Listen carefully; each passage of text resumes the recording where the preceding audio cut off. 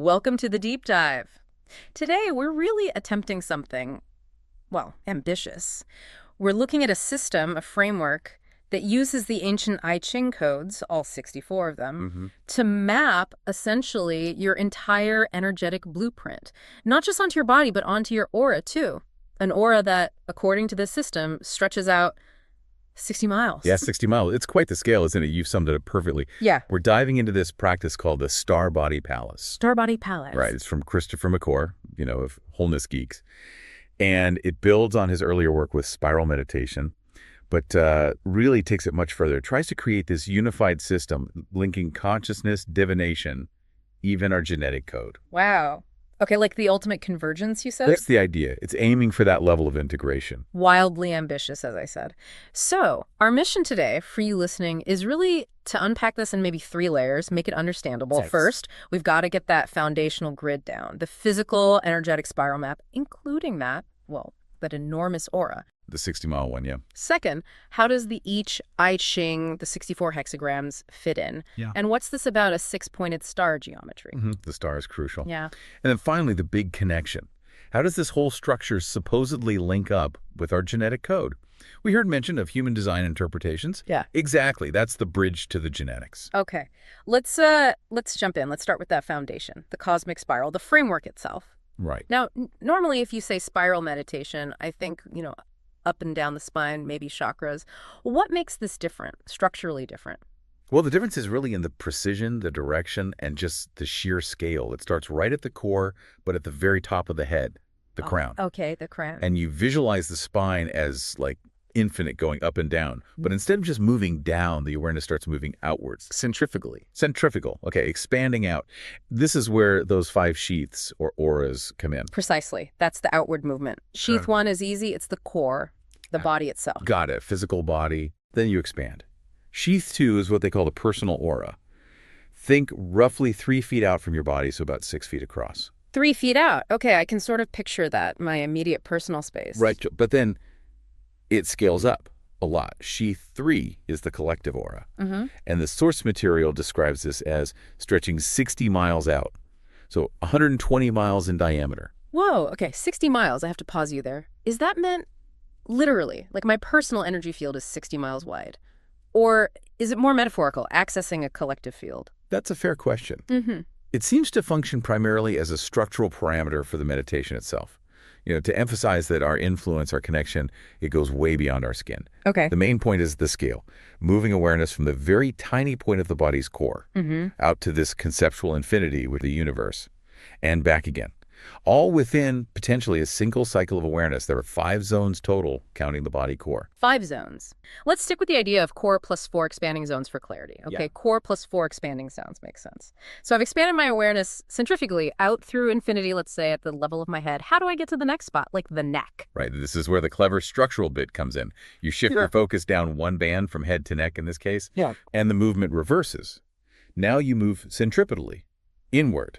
So from infinity back towards the body. Exactly. You spiral back in from the edge of the universe through the collective aura, through your personal aura, and land back in the core of the body, but now at the neck level. So it's not a smooth slide down. It's like push out, shift down, pull in, push out, shift down, pull in, like a big energetic slinky almost. That's a great visual. Yes.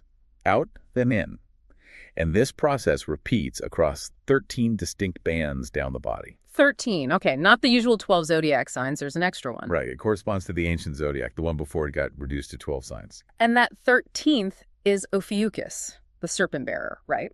Why 13? And why is Ophiuchus placed specifically at the thighs in this system? Yeah, Ophiuchus or Serpentarius. The inclusion of the 13th seems structurally necessary to hit the target number for the mapping later on. Okay, it serves the math. It seems so. The 13 bands run head, neck, shoulders, chest, heart, stomach, groin, root perineum. Then thighs, that's Ophiuchus. Then knees, calves, ankles, and feet. Which brings us to the math. We have these expanding sheaths or zones. Let's say 5 distinct states or locations from core to infinity for simplicity in counting positions per band. And 13 bands down the body. 5 times 13 is 65. Exactly 65 potential positions or states of awareness. And here's the kicker. If you designate that absolute starting point, the very core of the head, the origin... As position 65, a sort of anchor point. What does that leave you with? 64. 64 available positions. Which is the number of hexagrams in the I Ching. Precisely. The entire physical and energetic structure seems mathematically designed just to hold that specific ancient code. Okay. Wow. That's quite elegant, actually. So now we have this grid, 64 spots mapped across our inner landscape in this vast aura. Let's bring in the information itself, the I Ching. But it's not just the 64 hexagrams, is it? There's something about the changing lines. Yes, as a critical layer, the sheer amount of detail is immense. And this is where the six-pointed star comes into play. Okay, the star geometry, how does that work? Well, the standard I Ching hexagram has 6 lines, right? Stacked one above the other. Right. The system uses the 6 points, or maybe sides, of the star to represent those 6 lines. It's like the star becomes a carrier, a container for the hexagram's information at each of those 64 points on the grid. And the real focus isn't just the 64 basic hexagrams themselves, but the changes within them. Exactly that. It zooms in specifically on the 384 changing lines. That's the 64 hexagrams, each multiplied by the 6 possible changing lines within it. 384 unique pieces of information.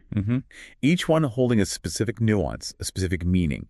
And that's what gets mapped onto one of the positions in the spiral grid structure we just discussed. Okay, but why the star shape? Why not just list the 6 lines? Why add that geometrical layer? According to McCord, the star was introduced to handle directionality, to give it a more 3D feel. As awareness spirals through the body and the sheaths, apparently some areas felt a bit flat or conceptually uninvestigated. Oh, okay. The star, with its points suggesting directions forward, back, left, right, maybe even up, down, depending on interpretation, allows the information of the changing line to kind of fully occupy that point in space in all dimensions. So each of those 384 points in the grid isn't just holding static information, it's holding like a little multi-directional informational engine, capable of expanding and contracting with the spiral. That's a really good way to put it. The analogy used is that the star and the changing line info it carries moves from this very contracted state, almost like a quantum state, when awareness is deep in the body's core. And then as you spiral out centrifugally, that information expands with your awareness out to the edge of the body, through the personal aura, the collective aura, all the way to infinity. So the star acts as the dynamic vehicle. It ensures the information isn't just noted, but really inhabited at every level of your being. Exactly. It makes the information alive within the structure. Okay, this is where it gets really fascinating for me. We have this intricate body grid, 384 positions, each holding a dynamic piece of I Ching wisdom via this star. And the whole point, the name itself, Star Body Palace, suggests it's meant to function as a memory palace. Precisely. A sacred memory palace, as the source calls it. Yeah. It becomes this: 384 loci, or places, sacred memory palace. Low-key, LOCI. Okay. Right. The essence of the practice is moving your awareness deliberately through these points, linking each specific body aura location with a specific piece of divinatory and, crucially, genetic code information. You're literally constructing a palace of knowledge within your own energy field. Okay, the genetic code link. Let's nail that down. We mentioned human design. For listeners maybe not familiar, why use human design specifically as the interpretation system here? It provides the existing established bridge. The human design system famously correlates the 64 I Ching hexagrams directly to the 64 codons in our DNA. Ah, okay, the genetic code connection. Right. So by using the interpretations of the changing lines provided through human design, McCord anchors the information being mapped onto the body, those 384 distinct meanings, directly to what are seen as the fundamental biological instructions in our genes. So it pulls the system away from being purely philosophical or energetic and grounds it in, well, in our biology, or at least a system that claims to interpret that biology. That seems to be the intent, to give it that biological resonance, making it about the code of life itself, mapped onto the body's energetic geography. Incredibly powerful concept. And the sequence used isn't just hexagram 1, 2, 3. The source mentioned it starts with 25, then 17, then 21. A specific non-linear order. Yes, a particular pattern or sequence is followed for mapping them. Let's look at the kind of meanings being placed. These interpretations of the changing lines, they're quite potent. Take the first one mentioned, hexagram 25, representing self or innocence. What are the 6-line meanings being anchored? Yet the language is very concise, very impactful. For hexagram 25, the lines are interpreted as line 1, selflessness, line 2, existentialist, line 3, sensibility, line 4, survival, line 5, recuperation, and line 6, ignorance, wow, existentialist, survival, ignorance. These are heavy psychological concepts being placed at specific points in your body and aura. They really are. Think about placing ignorance at a specific locus. It's provocative. Definitely. What about the next in the sequence, hexagram 17, which is about following or opinions? Okay, hexagram 17 lines. Line 1 is openness. Line 2, Yes, communication. Line 3, understanding. Line 4, the personal manager. The personal manager. Okay, no human is an island. And line 6, bodhisattva. So you go from the pragmatic personal manager all the way to bodhisattva within the 6 facets of opinions. That's quite a spectrum. It maps a wide range of human potential and expression. Absolutely. So, to synthesize, Yeah. we're populating our deepest energetic structures, from our physical core way out into this vast collective field, with these potent psychological and arguably genetic anchors. Using this specific spiral movement, that's the Starbody Palace in action, that is a realized function, yes. Turning your own being into a living, navigable library or palace containing the codes of your potential, your challenges, your destiny, as interpreted through this system. It's an incredible mechanism for internalizing this complex, cross-referenced information, taking 384 unique data points and literally giving them an address inside you.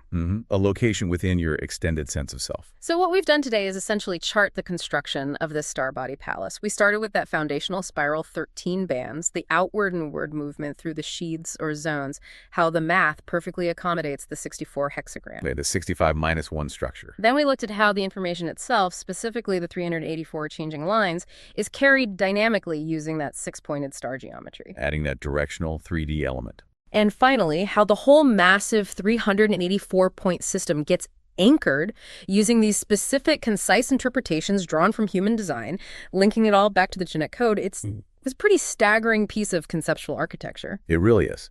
And what it all means, fundamentally, is that this framework, while presented currently as a meditation, a practice of awareness, it fundamentally links our conscious attention, our human code, as interpreted by HD, and divination, all within a physically felt map. It provides a systematic way to explore, maybe even interrogate, your own internal operating system. Your own memory palace, looking for insights. Exactly, into your own unique makeup and potential path. The source mentions it could potentially evolve into something involving movement or even oracle work. That makes sense. It's an amazing framework for self-inquiry, which really begs that final provocative thought, doesn't it? If every point in your physical body truly corresponds to a piece of your genetic and divinatory destiny, what happens? What awareness unlocks when you consciously, intentionally move your focus through that vast, structured internal landscape? Yeah, what does it actually feel like to consciously inhabit a 384-room cosmic palace built inside yourself? And how could knowing that map, feeling that structure, change how you navigate your reality right now? That's definitely the question this deep dive leaves us and you to ponder.